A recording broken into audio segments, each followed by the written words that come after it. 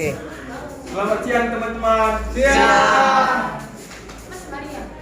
Kami berdiri di sini ingin mempresentasikan hasil kerja kelompok kami tentang teori inti ganda. Hal yang akan dijelaskan oleh soalnya kawan kami.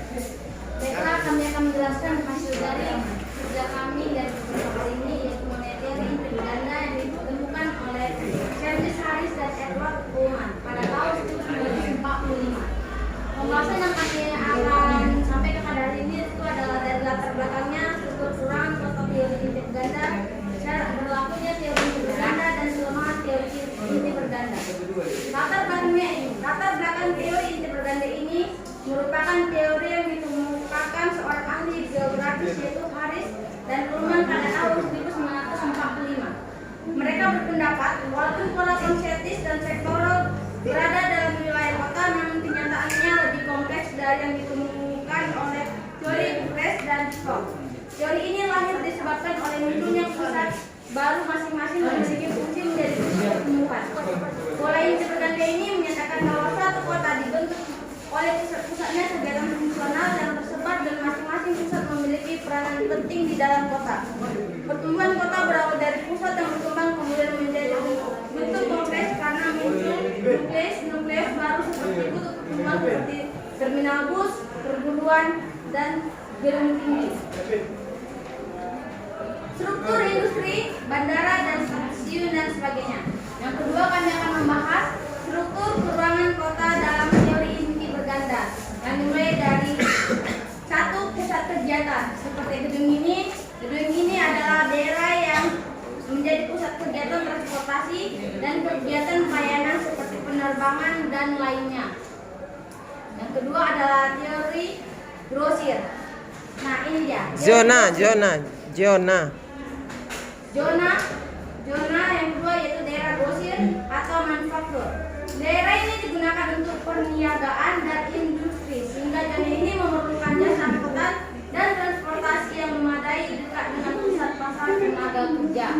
Yang ketiga yaitu daerah permukiman kelas rendah. Nah, ini dia yang berwarna oranye. Nah, daerah pemukiman kelas rendah ini adalah zona yang digunakan untuk permukiman kelas atas rendah. Biasanya zona ini cocok digunakan untuk zona permukiman, sehingga penghuni zona tersebut merupakan kalangan kelas bawah.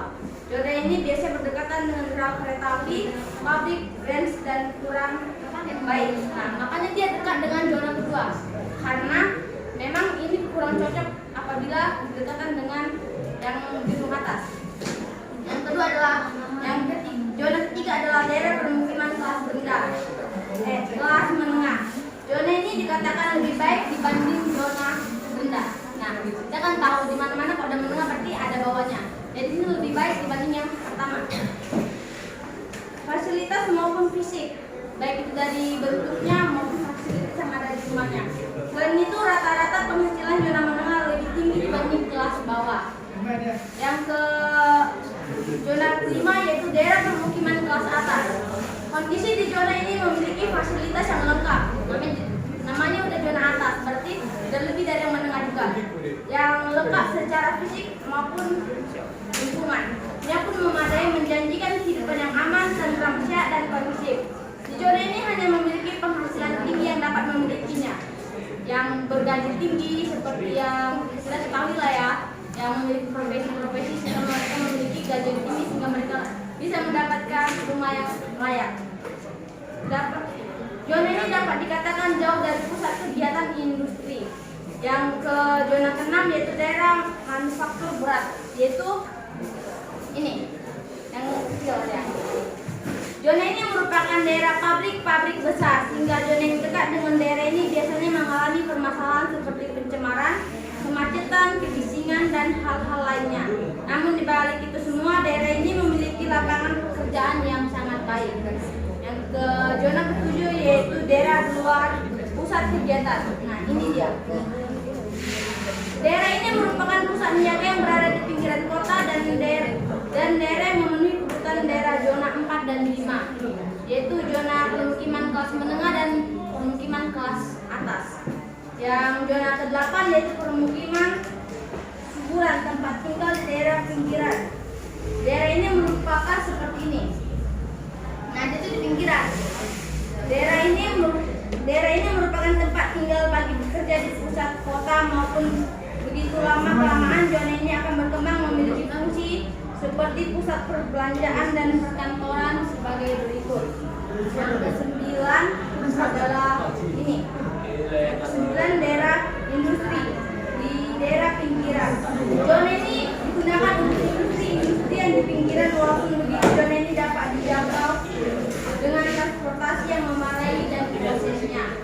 Yang ketiga, yaitu kami akan menjelaskan syarat-syarat berlakunya teori inti berganda.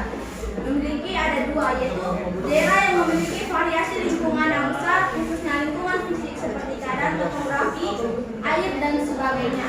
Yang kedua itu tempat-tempat yang bertipe nukleus seperti yang memiliki kompleks ini, transportasi, bandara, universitas, sarana pendidikan dan lain sebagainya. Kelemahan dari teori inti berganda yaitu pada teori ini terdapat keterbatasan karena menemukan di beberapa kota hanya diterapkan di kota besar, namun kota-kota kecil tidak memiliki lokasi. Seperti kan namanya di kota kecil ada aja yang dia pinggirkan. Yang kedua yaitu terbatasnya aktivitas. Kalau di kota kita tidak bisa seperti luasnya kita di perdesaan. Jadi modelnya bersama batas aktivitas yang sangat kaku dan spesifik. Sekian pembacaan presentasi oleh selanjutnya guru kami. Jika ada kesalahan kata mohon dimaafkan. Terima kasih. Selamat